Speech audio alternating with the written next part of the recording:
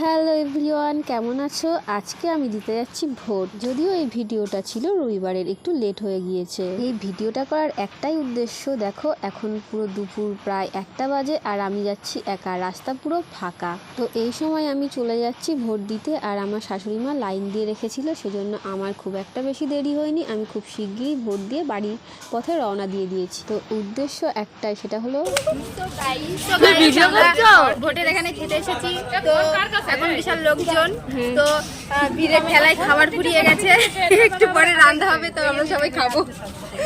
তো দেখি এখন যারা ভোট দেয় তাদের জন্য, সবার জন্যই কিন্তু খাওয়া দাওয়ার ব্যবস্থা থাকে, তাই আমরাও এখানে কিন্তু দাঁড়িয়ে গিয়েছি।